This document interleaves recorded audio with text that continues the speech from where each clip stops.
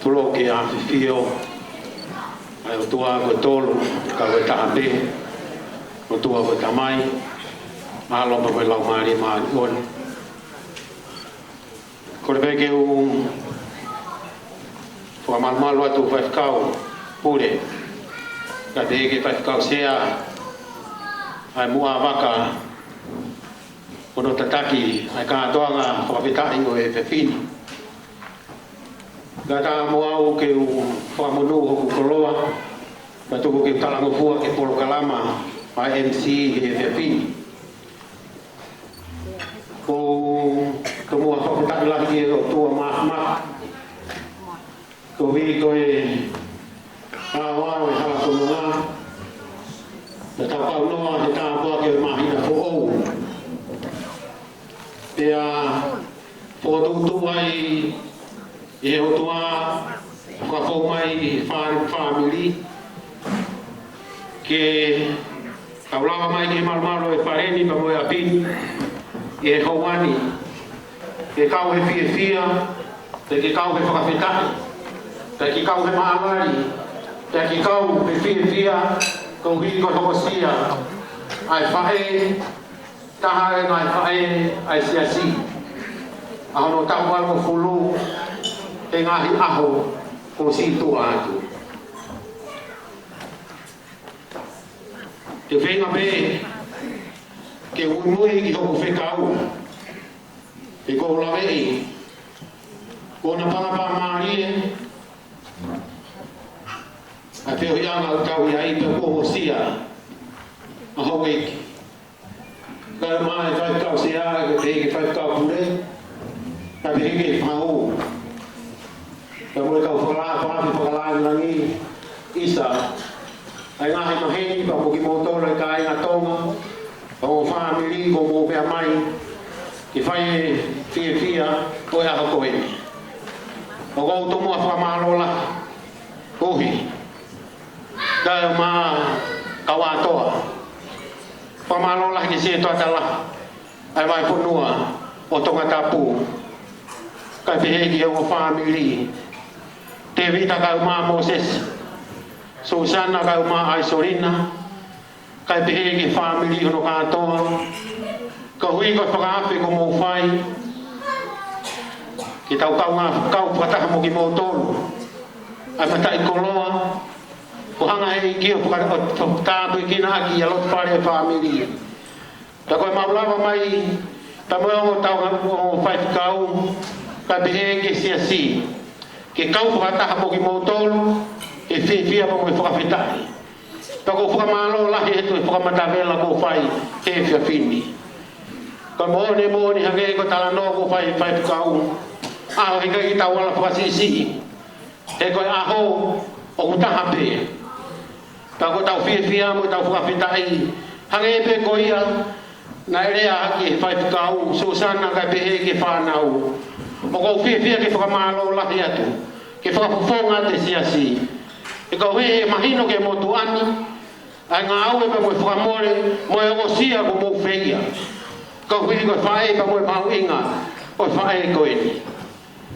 pa mou makai ange ke whakamore pene kai ko whiwhia pe ke urea aki eni kau whiri he ukai ke whaingata ai a Susana ka pehe ka te vita mo Moses e mo Aisorina pa moe family ke mo o kumi ha api o to masani ange ke whawhiho anaki pa moe maalari pa moe whiwhia o ahoni ka kau hii koe mea koko whakatoa ngai i whanonga siasi ai loto whi maari e pe a ki nau tolu ko toure ke re kā ke nau lava mai pe ke he apini apina na uo whai apina e whai e nau lotu ko ki nau tolu ko e tonga o kua ho tau api ko tau ngai potu i api ko tau ngai potu anga Taka ia hatonga au ika iua hano api hange koe api siasi ke hoko ene mea au fi hau ki ai ko toki whaka au whaa ia tako whia Susana ka pege whanau whakamalo lahi atu ko hui ko mo whiri apini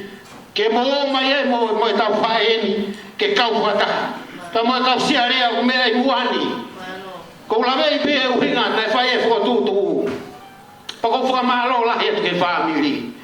Ko hiko whakalangi ko mō whai, mea mai ea kasanita, ko tuunga kau nanga koe ni, wai ko toe na rawe na tolu ki he apini. Pa ko whiwhia ke whakawhitai ke o tua. Ko hiko koloa pa mo tāpuaki, ko mohanga riringi o tāpe kina ake a honi, pa ko whahufonga te o whaiwhikau, ai siasi, whakamalo lahi, whakawhitai ke o tua, pa tangani, ai ngā aue ko mō whia. Se to tala e mai funua tonga ka mai family ko mo koroa o mau mafanai ko mo koroa o mau fie ai ta ko mo ni ni ko tala hanga mai ko fapeta e ulau mari e mahino pe ko na awe na fai e apini ko ta utu wa se on prescoti na ta mai e si pinga ke muy e causie to ta fare pa ko fenga causie to ta fare e apini ke muy a me na ta si on ta mo mere para que me lava fato e ko ni ko se fine ko ni o fa pita e ke o tua e loto homa boni si on e ko fa pa la ya tu ta fa ta mo ofa e lo tu pa mo si asi pa ko fi ke fa pita ke o tua fa malo la ya ko i ko ta po wanga e o tua fa ina sa koe ta be ki fa ko lo fa ki mai fo o anga he honi go fa fo ngata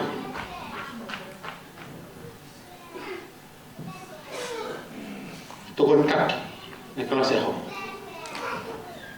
ta be e taki a ho e fa fine ho e fa ka pure skentari ga ma ai potu ngave fa fine isa ai api ko mo ui e mau fa pita la mo fi la ko wi fa pita la ki o tua ko wi ko to fa hala ko taki fononga pa mo fo to ko ne fai o fa ta wala pe ke la mari o tua fa ta pe ki na ko ta ke fa pulu aki ko ai kres la ka tu ko ke ta pe to ko mai mo hanga ta fa ta pe ki na aki te fa ki fa koloa lo fa ese asi o ko fa la ya to pi to me e fai tanga pe na ko e tua ko ia ai pa o fa la ya wa fo nga tu fo mo e fa ha ko fe ya a to no e fa malo ko la ve ko mere ko ta kia ho ia o klas afrika ni ma ka koloa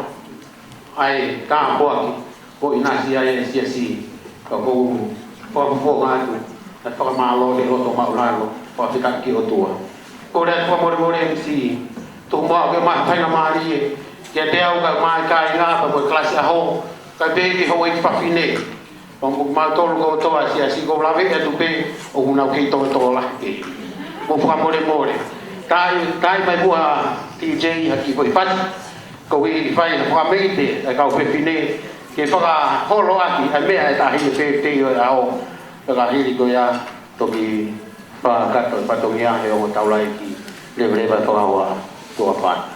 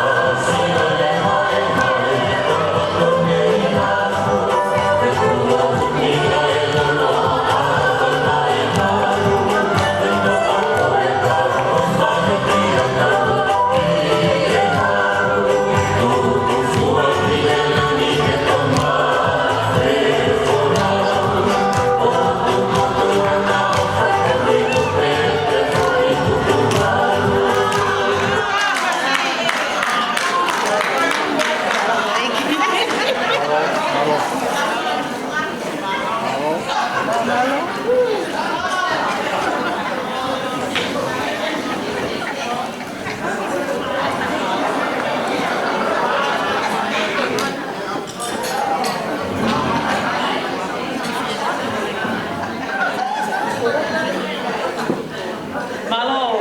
ako malie aho katau hoko lewa ke tahine birthday ke ne hau me mai mo o kai fa hoko ne lea.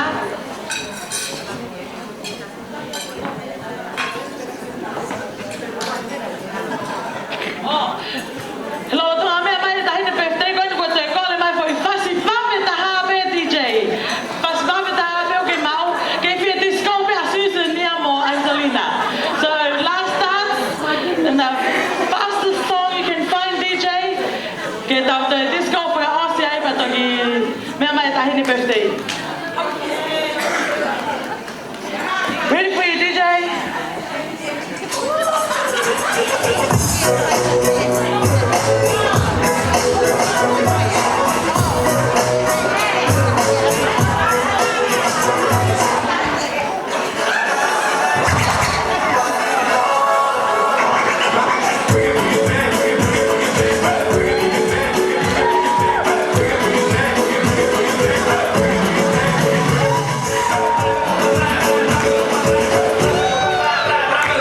Okay, come on everyone, come on. Let's go.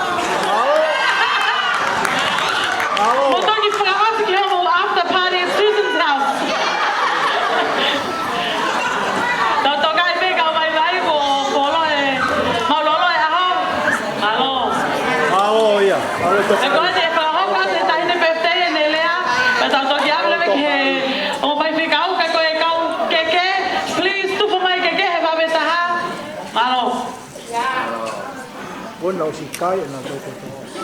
Papetai ka si hawa kula mai. Ya mai ka to pe pe te. Papetai ku fa ma ni ni. Papetai ka si hawa kula mai. Ya awa na ngalo. Ene ngai me awa fulipe. Inasia ye paui. Mai fa now. Ko fa mo puna. Kau makan puna. Aku terbalah. Aku mau puna uai. Aku siap aku tak bantu. Aku tak mati. Tapi tak gigi. Ini kaya aku kepekal mai mau. Kau apa mata tapi tua. Kau lami kalau ai. Berpanau, berpanau mau puna. Hanya bebe, aku faham mau puna. Oh, ni ang mai pe. Aku faham mau puna he aku ini. Enau dia. Kau tak mau. Kau fangatunga ani. Mong tu kau alai, pembe alai aku fia. Nau lava mai me Australia, que faz fia. O birthday, he aku ini. Pagou foi malo, foi pecado. Como foi pecado, se a. Como fez tudo, foi na mare. Como me amai, o foi fia e ao. O tudo a botar fora. Malo. O que faz não? O família não botou. O malo o que faz? Ele fez me amai. Que foi lá minha amiga. É a coisa. Malo. Kaya hale feo. Ako fakamalo ko tonga ter motor siasi. O motor motor pe como me amai.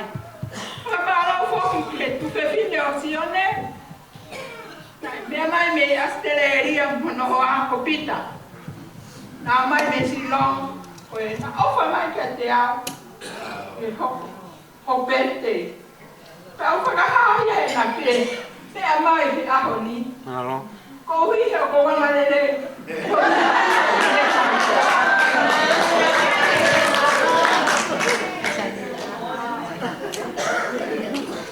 Apa yang kau peramal? Motor mana kau tahu siasi? Kau mau me amai ke fakalang langi? Aki kini motor mau lah kau ini lewe perawa.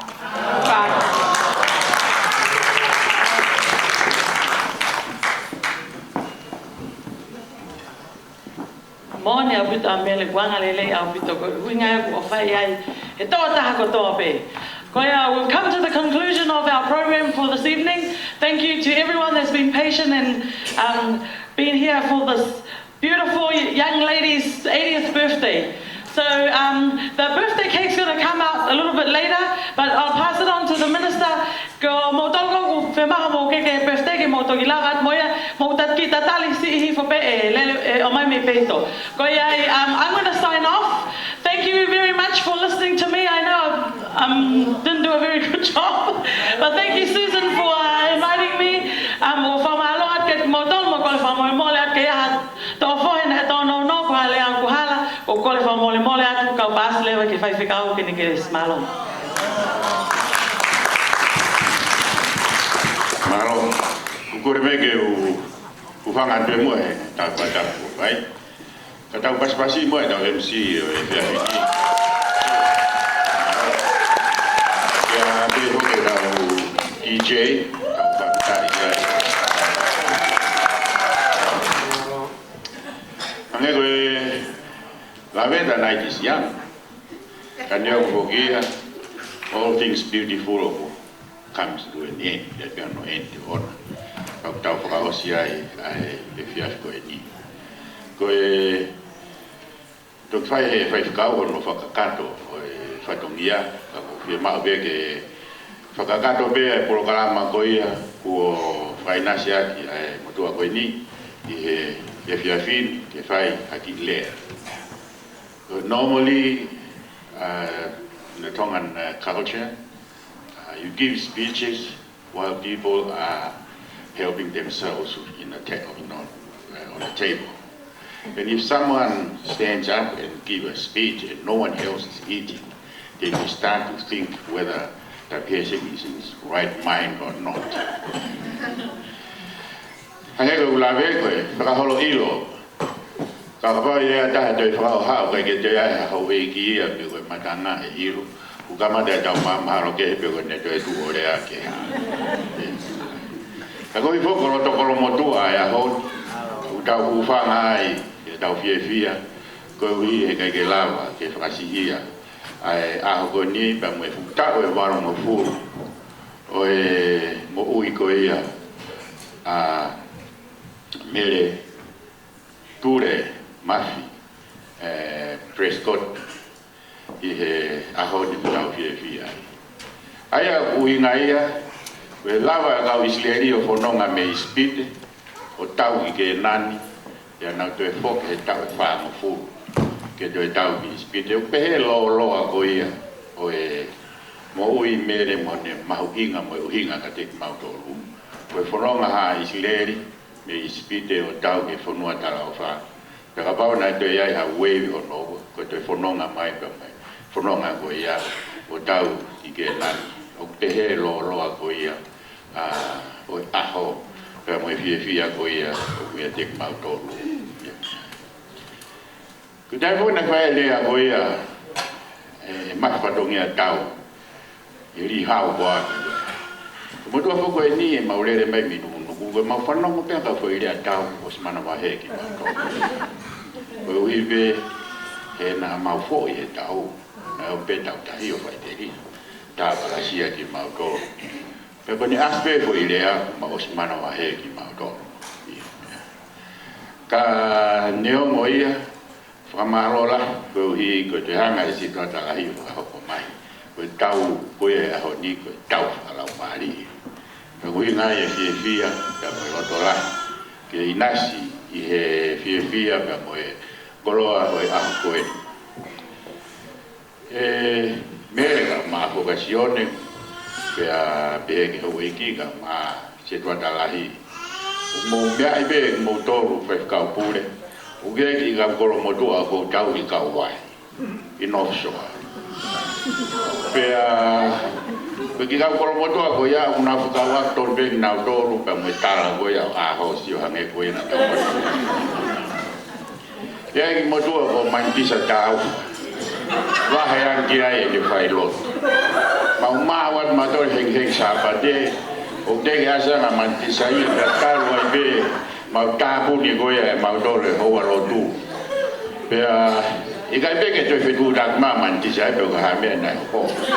Peko whai koe whetau laki, pe mai mantisa. Te whai ke kau kātaki. Ngaro au bido pea i lao. Ko au whai lotu koe a he me ko pia e mantisa. Ko whia pia koe mālo pe e tai ngaro ni mā peko hoa e hawe i tuhu. Koe ki kau kolo motua ko ke tahan koe tau tangata whai tā koe na sa stu i he. Koe ria ki lotu. Maro pe to whekau e tina ke aruange ki he lotu koe ai whekau ai whai whekau. Te aruange ko ile ne whai tā horo pautan e whotu e mea whai tā ke lot whehui. Te lot whehui mea whai tā ka koe tangata whai tā ke lot whehui. O pehe ki kau ahos koe ho mau te tū e tūkia koe uhi koe o mau ngā pe o kou tau lelei pe ki nau tōru i he mea kia ki motua ko to hoa e jo ki motua ko e nia ko ukai ke hoa e nia ka mansiu i he mea ko mansiu ku aruage i he taimi hon kotoa pe ki he ngā taru pe we whamure more koe taru pe asian koe he papi koe na whanau. Ka ku tau le rei pe hei pe ki kai na koe la aho si ka wai. Hoko mea maari e kau hi koe anga koe kahino ke kai na. Ko pe he atu kou tu mai ha taha pe ahos ka mo ilo. Afe mo tol he tapu aki koe tapu aki o ke sai unau tu mai ai. Koe anga mau fia aki mau toro. Ka koe mau pore i he koro motua. ko area motua foki na ne tari e lotu ta ko tari melino e area motua fai ai anga tu pe mo tanga ta ko e kai na nu ko na ka ta pe area motua ai a ko na ne tari ko ya ai lotu itu kita juga na orangnya kau tu igoni na nautari na to ko o fa ta wal to fa to gara me ko na kau tu ko la ko kau lot ko ta wal to fitu ta pe fa au fa ko le ye me pe to ya ki mau to ko no to ko me ma mana wa he has pe fo ile ta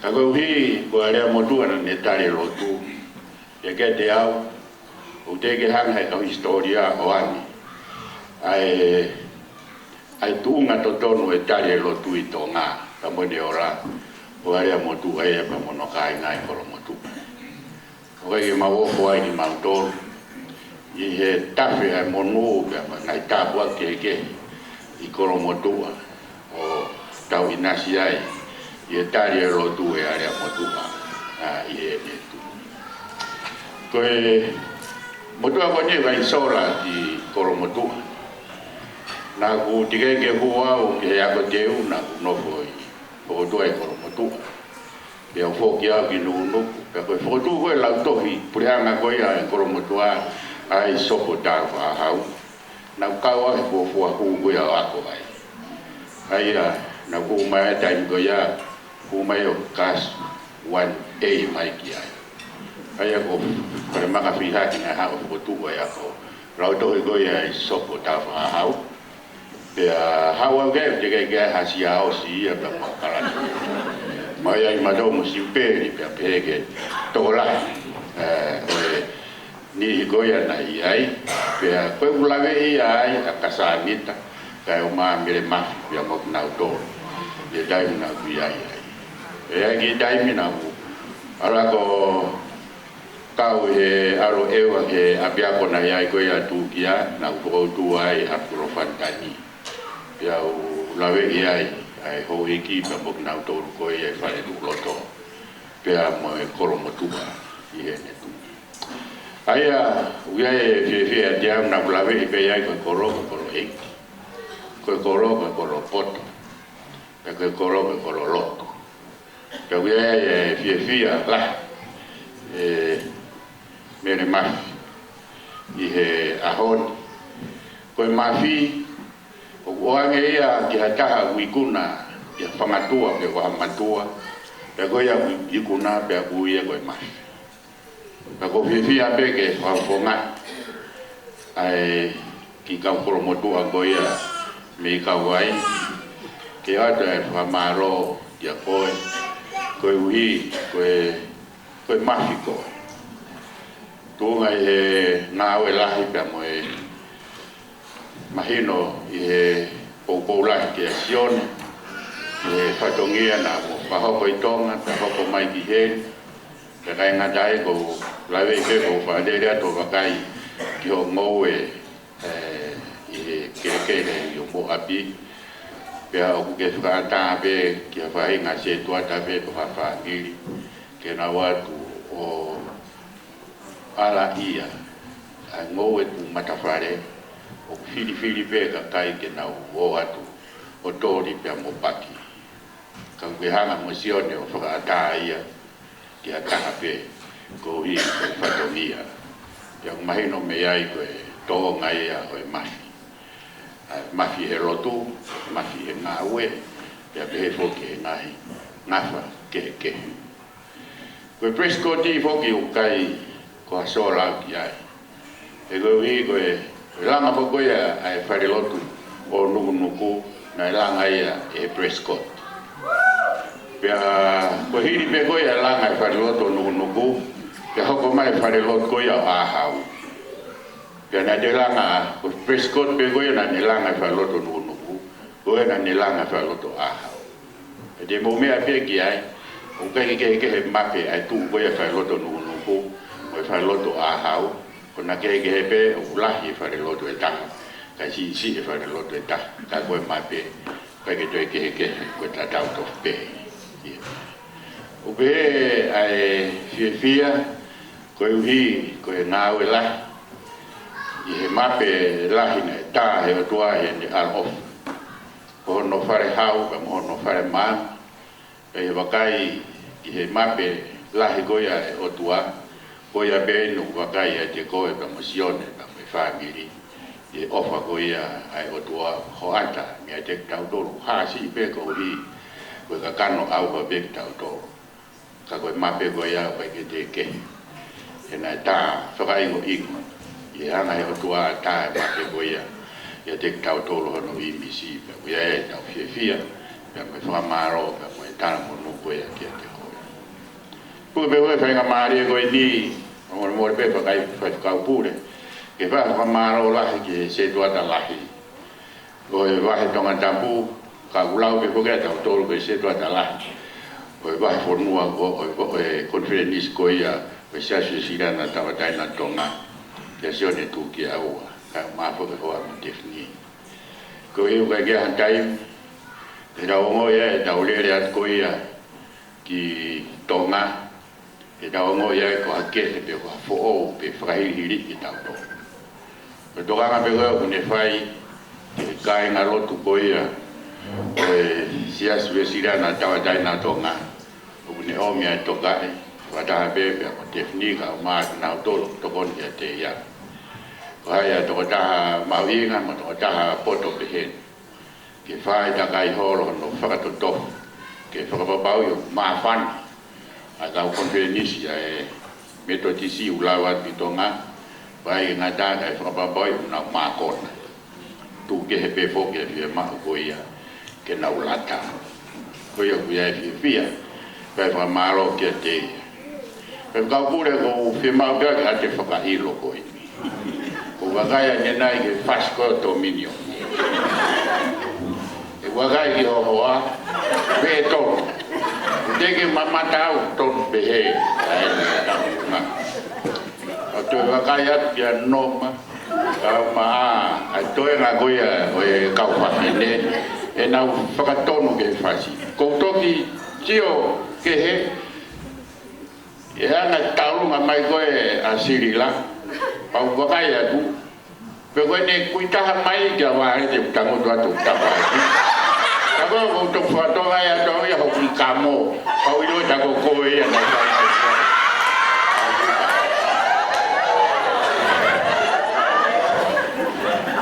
koe anga be turi ko tau kua tau ia whamaro lahi atu kau pure ia te koe maro mua ho tatak maro ho Foi o tau waka. Ko iu ko avaran man kau ko wahe na ngau e lahi tahai e Islami pe pe lahi tahai e Islami. Ya e whakamaro atu ko hi ko kau ya mo e puke ko e ngau e ka mo fatomia ka kai ngatai tau mai au ko e hanga e fu wahe na ngau e lahi kau kai ke ri ki nai ai whai anga lot ko kai na lot ko e Dominion Kingsley.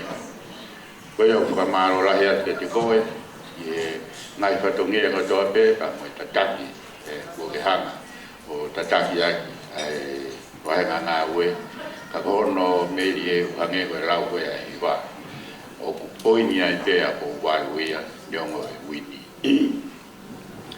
Koe ai whia maa veke ate, taramono, ka mo whakamaro lahi te koe, kai umafoke a kinau toro, kai se tuata, o dominioni pamalo te ngai dia offer ba mo tokanga ka be fo ko tau koroani ma ulele mai ki hen ma ulat ma mo ma fia ma mo fo ko no tantale le ni ma to pe a kai ke ngatai ka ma mo te ma paru ka ma to fo ka ma te to fie fo mai ko hi ko e la mari ko fia ka mo offer o tau i ni ai ko yo ya Pamaroat pe ke te toro na tawar mo fu topu ko na i he ni kata ko tu ngai tau fia e ho ko fa mo mo ya fo ke family te la we family o so ne prescoti ka ma family ko ya o mere mafi e kai ke maulawa o fakakato ki mo toro ke taminasi e fia o te tau mo ha ma o ngo i ko ma ia pitu I lau ke tau whiro ngā pe tau fia I ako koe ni. Wike koe ni, nā kulawa atuai ki he kai kuhung, mea ke awa ke tangata eki tau hiwa mafuku tupu I peripuane e wiko si peritariai, pia nā umari ki he mari aske tai lahi, si tonga, te wita koloa I havea, pia mo mere havea, pia kai ngatai hoko mai ai ki mea kai ke ta winga e ke skru e whakapapa kia Thomas Knight te whakahoa. E te hoko mai pia mo ahon, pia tau fia la. Pia ngai e tau whanonga, tō mo hoko e pia, kai ke me whai ane pia hanga he o tua ngai ki tau tō hange ko e whare I pia mai whai no hino, pia mai tokoni mo whai e kaupure I he kamata anga ko e o tua ni hanga o puke pia ni tataki tau tō. Koe au ia e whamaro nik nau tōna e whai whatongia koe a me e tapu o tau inasia ia te pire mahu pia pehe whoki ki he tek nau tōna whakahoko e poro karama. Tau moe ka kato e tau fia pia mawhana neo mai mo moko a nusila pia moe ea ka tau moe vera o tau rau maari e mo tau roto e mawhana ko I be ko lelei pia moe whakahoko hopa. Ayana ha mo fotu tu e por kalama mo fie ma ke lata ai matanga pe ki po ba tro me matawa be po ki ga de to ga te mo to lo fa ka kato an ta po ki ngai fa tong ye to be de wa malanga maro Alo vai ficar o tona me mai vai ficar o mole o con Jesus que fa ka ho kwa pe mo ai ka tahana na fai te me holoni ke birthday a mele ka mau mo fema ha ka teu ko New City Party hire no va ngiao fa hiva no a hiva fa pe te mo fetu ta ke pe ka Susan ke ne other details ko ya malo pito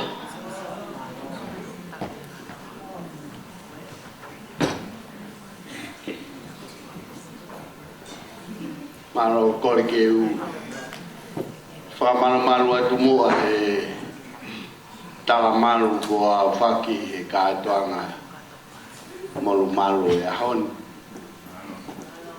Pea ko tomo a kore atu pē ke kātoangani ke mo loto ere moa ke lau e lea ko toki o si ko e konga ia o e whakamalo te uwhai ko hi ka lawe atu pe ki hakonga si ke whakakakato ai katoanga e haona. O tau whakawheta I ke ki I he masani ko tau au sia. Ko hono whinangalo ia ke pehe ke tau mau e ahoni pe mo e roto hanga maari o ku ataho tau roto mo tau rau maari I he whakakoloa ko whai he whanau kau mai family ke whai ake nau fia ko hi ko e whakamoui ai o tua ko whai pa mai whai mere mafi o ko whaamu pe ke u toi whai ato e whakamalo koe ni ki e te koe uhi koe tāpuaki ko ke au sia koe tokolahi a ki mautolo e whaleni o mautope me he mama o whakaamua atu ai mea ko ke au sia e iai e tokolahi I e te ki mautolo he kai ke mauahu atu ki mautolo kai amusia koe mere mafi ko whakamonu e he otua o whanunga pe ko ke hau pe ko tui au koe ahoni te ke whakailonga I ho o moui koe otua pe kune a whioi aho hala whanonga ke ka hau pe koe tau e whihia ho whanonga o kutoe ka koe kutui koe mea ko teu e ho whanau Kauma ho se paniti pehe ke he urumotua mafatongia tau moe family ko hoko ngawe oi ahoni ke manatu ki ai pe whakawhiawhia ia ki ho whanonga i he toenga o ho whanonga whai pe umau talamonu atu ke te koe me hange koe rea na whai e se tuataku whamalo atu se tuata koe rea na ki whai koe rea mo onia ki he o mātua koe ko sione ko uke ki hatahi e whaleni e sola koe tamai koe ni e ke kia aho i e mamahe koe se tua whare e se si taurahi pe kia aho i e mamahe ai me he apini he kai a sola e hau ki he neo he wiai pe tangata i he apini na tu pe mere he tua pui pui o whai e pou pou ke se tua ta whare loto tō koe o mo mātua whawhetai ke e ki hoko e birthday o mere ko ilau te ke ofi a sione ia ki ai ka ko mo os birthday ki mo he ahoni e tau whawhetai ke e ki he fu whakakoloa ko whaina se a ki moua kau maa ai ngau e ko whai he whanau o mo mātua mo mea ke he whanau ko ngau ko whai he ahoni ko nau whaamu pe ke whakasino atu ke teki moua ko anga e nau tauhi tamai mo e whae ko e ki mea e ko nau mau ke whai e kano whakawhiawhia e ki moua mau si o mata ki a he ahoni e amu sia ki moua koe whahu e menine o whalahi atu. Koe whahu ne kau ia he toko taha na e kau he taunga atu na e kanisa mahalo mei tau hongo furueni. Koe whailoa ki mo he aho nipo peatu e menine malo o kei mo whakawhitai ke eki. Whamaro atu, malo e lotu, koe o tuape, o tau kei tolongai.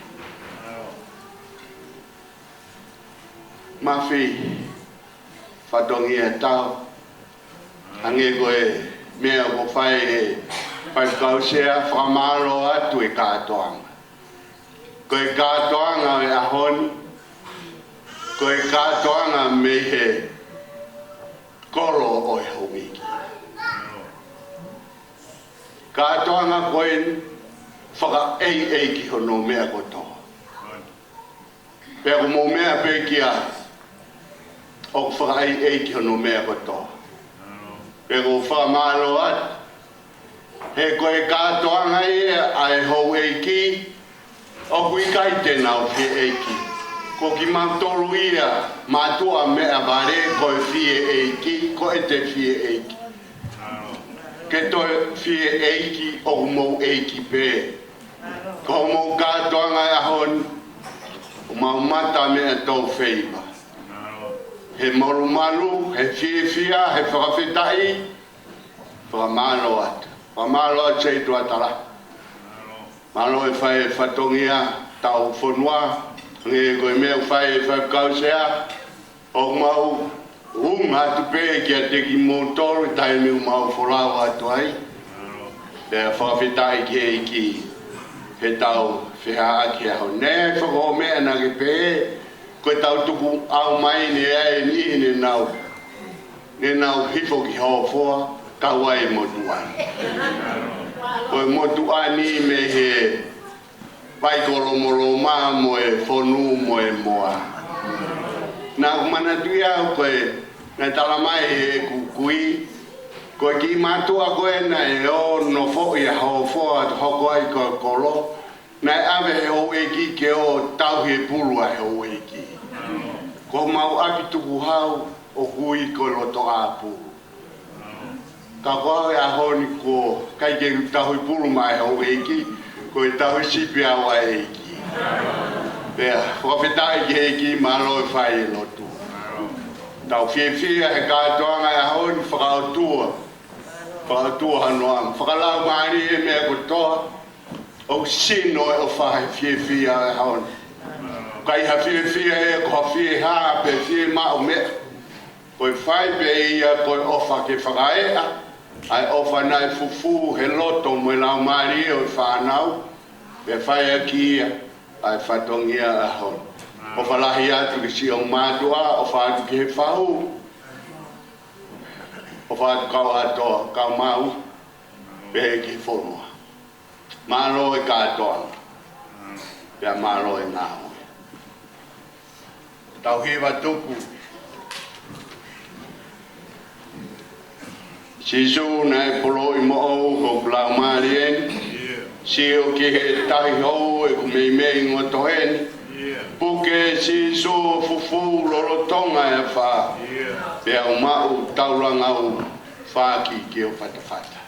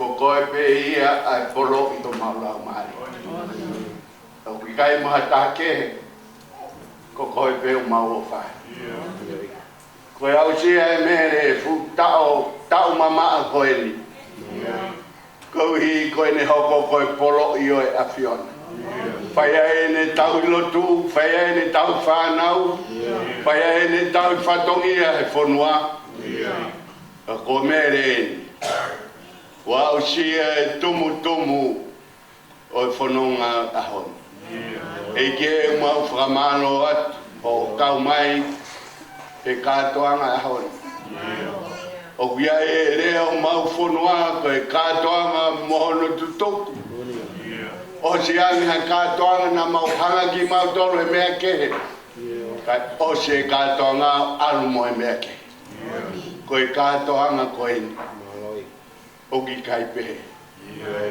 ko koe pehe ia si su o ke a whio o mau lotolotonga ka mau ka tutuku he aho ni ko si su pehe te mau alu moia au whamano atu eki whakamawhan keres ia e whio hi pia koe ngā weni nai lotua i hea mo mātu anu kau maa e whanau ke toka pe si kaina a fiona ka mano at hikai ke ha ere a fiona kai tuku ke mau tueno ka ke toka i pe ho mau loto lotonga pe mau loto fare ia i ho a fio loto ia te ki mau to amana ke mau tutuku ave ha o ki mau to mau ngai no fanga ta bue kina ki mau tolu ko hiko a pongina monu ngai whatongia taria whamai e lotu moi huko hake kere sa e ki o whae o tua